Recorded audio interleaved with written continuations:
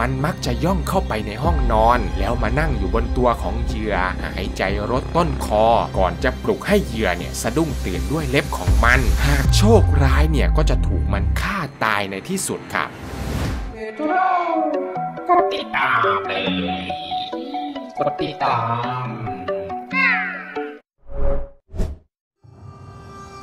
สวัสดีครับทุกคนครับผมนิกเองครับมีใครเคยได้ยินเรื่องราวของชายหนุ่มที่แข็งแรงปกติดีทุกอย่างพอถึงเวลาที่เขานอนหลับไปในตอนค่ำคืนเขากลับไม่ได้ตื่นขึ้นมาใช้ชีวิตอยู่บนโลกอีกต่อไปบ้างไหมครับวันนี้แหละครับผมจะพาทุกคนไปรู้จักกับตำนานเรื่องเล่าต่างๆที่เกี่ยวข้องกับการไหลตายว่ามีตำนานไหนที่อธิบายถึงการตายอย่างปริศนานี้ได้บ้างเรื่องราวของการไหลตายจะน่าสนใจแค่ไหนเรื่องราวมันมีที่มาที่ไปยังไงแล้วมันจะน่ากลัวสักแค่ไหนเดี๋ยวมารับชมกันในคลิปนี้แหละครับแต่ก่อนอื่นนะครับใครที่ชื่นชอบคลิปของช่องดูดิและยังไม่ได้กดติดตามก็กดติดตามเอาไว้ได้เลยนะครับและที่สำคัญอย่าลืมกดกระดิ่งแจ้งเตือนทั้งหมดไว้ด้วยนะครับทุกคนเวลาที่ผมลงคลิปใหม่เนี่ยมันจะได้แจ้งเตือนไปยังโทรศัพท์ของทุกคนนั่นเองครับส่วนถ้าหากใครไม่อยากจะเห็นคำบรรยายของคลิปก็สามารถมองหาสัญลักษณ์รูปตัว C 2 ตัวแล้วก็กดปิดการแสดงคำบรรยายไปได้เลยนะครับถ้าหากพร้อมกันแล้วก็ไปฟังกันเลยครับผม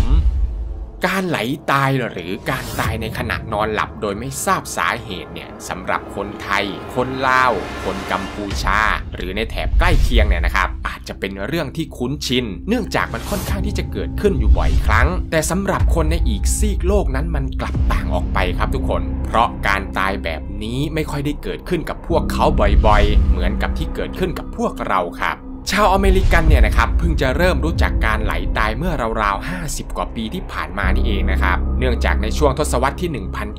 1970 ลัทธิคอมมิวนิสต์เริ่มขยายอิทธิพลเข้าสู่เอเชียตะวันออกเฉียงใต้เกิดเขมรแดงขึ้นชาวกัมพูชาหลายแสนคนจะต้องหนีเอาชีวิตรอดจากการฆ่าล้างเผ่าพันธุ์ชาวเขมรโดยเขมรแดงไปอาศัยอยู่ในอเมริกา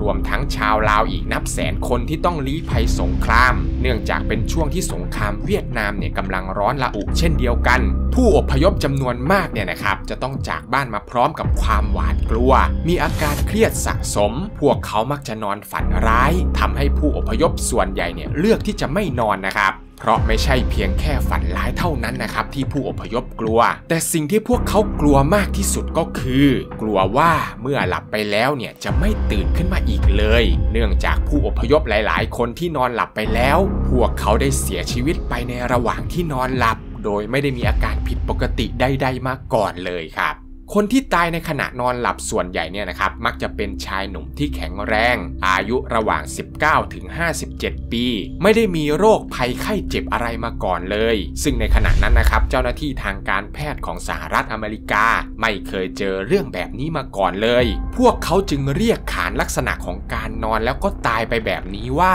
อาการเสียชีวิตแบบเอเชียหรือเอเชียเดสซินโดรมเลยนะครับผู้อพยพชาวลาวเนี่ยเชื่อว่าสาเหตุของการเสียชีวิตไม่ได้เกิดขึ้นจากโรคระบาดแต่เกิดขึ้นจากฝีมือของดาโซปีศาจในตำนานความเชื่อของเผ่ามงที่อาศัยอยู่ในประเทศลาวปกติเนี่ยนะครับชาวมงจะมีพิธีกรรมเส้นไหว้ปีศาจที่มีชื่อว่าดาโซ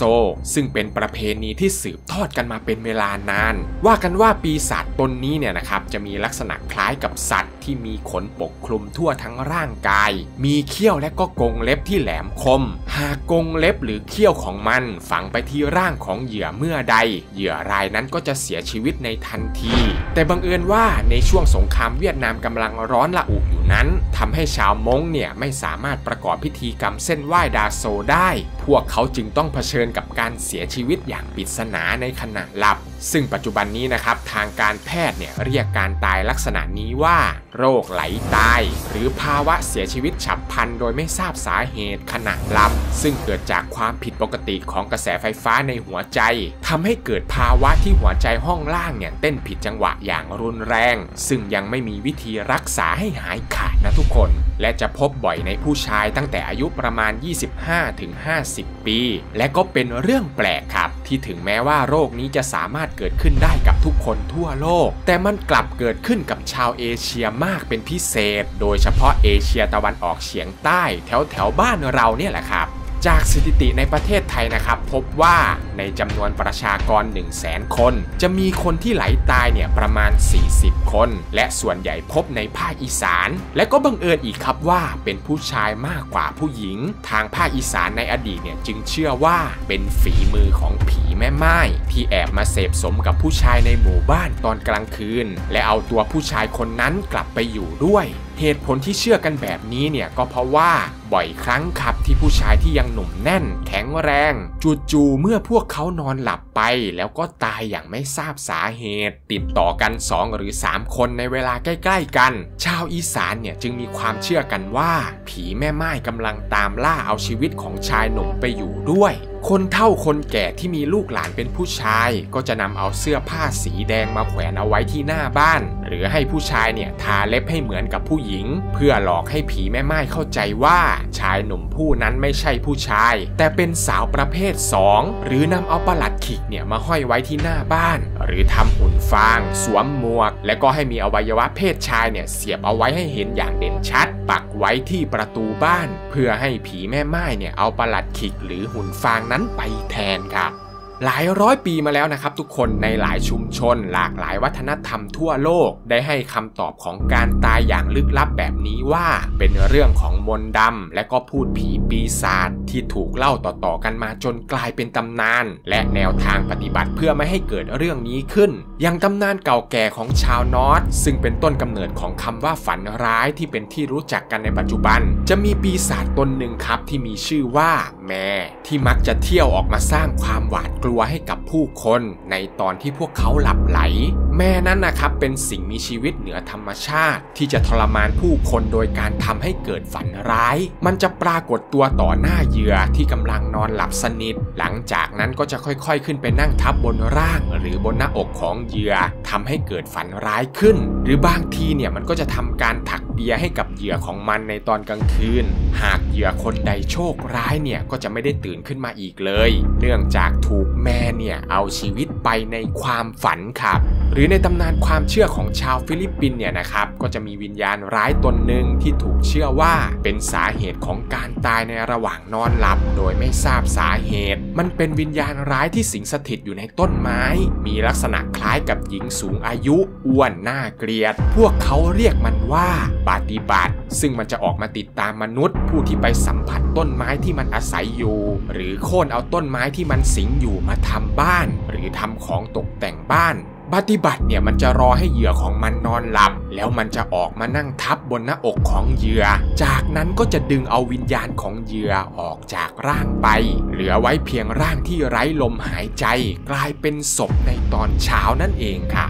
หรืออย่างในตำนานเก่าแก่ของชาวสลาฟในแถบประเทศรัสเซียก็จะมีปีศาจตนหนึ่งครับที่เกิดขึ้นจากเงามันมีชื่อว่าน็อกซ์นิสมันชอบส่งเสียงกรีดร้องแล้วก็มีกลิ่นตัวคล้ายกับกลิ่นของป่าที่มันอาศัยอยู่ในยามค่ำคืนเนี่ยนะครับมันก็จะมาหาเหยื่อของมันแล้วทำให้เหยื่อรู้สึกผ่อนคลายในช่วงสั้นๆก่อนที่จะทำให้เกร็งไปทั้งตัวด้วยการไปนั่งทับบนหน้าอกแล้วทำให้หายใจไม่ออกจนเสียชีวิตไปในที่สุดค่ะจากความเชื่อนี้เองล่ะครับแม่ของเด็กๆมักจะเอามีดไปวางไว้ในเปลของลูกเพราะเชื่อว่าสามารถป้องกันไม่ให้น็อกนิสมาหาตอนกลางคืนได้หรือในแถบประเทศสเปนเนี่ยก็จะมีปีศาจในตำนานที่มีชื่อว่าเพซันต้าเป็นปีศาจสุนัขขนาดใหญ่หรือบางครั้งเนี่ยก็อาจจะเป็นแมวตัวของมันเนี่ยนะครับจะมีสีดำมีขนปกคลุมทั่วร่างกายและมีเล็บเป็นเหล็กมันมักจะย่องเข้าไปในห้องนอนแล้วมานั่งอยู่บนตัวของเหยื่อหายใจรดต้นคอก่อนจะปลุกให้เหยื่อเนี่ยสะดุ้งตื่นด้วยเล็บของมันหากโชคร้ายเนี่ยก็จะถูกมันฆ่าตายในที่สุดครับซึ่งเหล่านี้นะครับก็เป็นเพียงตำนานบางส่วนเท่านั้นนะทุกคนเพราะปีศาจร้ายที่จะมาพรากชีวิตเราตอนที่เราหลับเนี่ยยังมีอีกเยอะมากๆเลยนะครับและแม้จะผ่านเวลามาหลายชั่วอายุคนเราก็ยังคงหาวิธีป้องกันหรือวิธีรักษาการไหลตายไม่ได้การแพทย์ในปัจจุบันเนี่ยนะครับทำได้เพียงแค่ลดความเสี่ยงที่จะเกิดการไหลตายแต่ยังคงไม่สามารถรักษาหรือป้องกันไม่ให้มันเกิดขึ้นได้ซึ่งก็แปลกดีนะครับที่การนอนหลับซึ่งเป็นการพักผ่อนที่ดีที่สุดเนี่ยกลับซุกซ่อนความน่ากลัวเอาไว้อยู่ด้วยเพ เพราะฉะนั้นนะครับทุกๆครั้งที่เรานอนหลับไปบนที่นอนเราไม่มีทางรู้หรอกครับว่าพรุ่งนี้เราจะลืมตาขึ้นมาในเช้าของวันใหม่เหมือนกับที่เคยผ่านมาในทุกๆวันหรือเปล่าฉะนั้นทุกๆครั้งที่เราตื่นขึ้นบนที่นอนในยามเช้าจงมีความสุขและใช้ทุกวินาทีที่ได้มาอย่างคุ้มค่าที่สุดละกันนะครับและทั้งหมดนี้ก็คือเรื่องราวของการตายอย่างปริศนาในขณะนอนหลับที่ผมนำมาฝากทุกคนในวันนี้ครับหากมีข้อมูลตรงไหนผิดพลาดหรือตกหล่นตรงไหนไปเนี่ยผมต้องกราบขออภัยทุกคนด้วยนะครับถ้าเพื่อนๆชอบคลิปแบบนี้ก็ช่วยกันกดไลค์กดติดตามแล้วก็แชร์คลิปออกไปเพื่อเป็นกำลังใจให้ผมด้วยนะครับคลิปหน้าอยากให้ผมทำเรื่องราวเกี่ยวกับอะไรก็คอมเมนต์เอาไว้ได้เลยนะครับผมสำหรับคลิปนี้ก็มีเพียงเท่านี้เนาะแล้วเจอกันใหม่คลิปวิดีโอหน้าครับสวัสดีครับ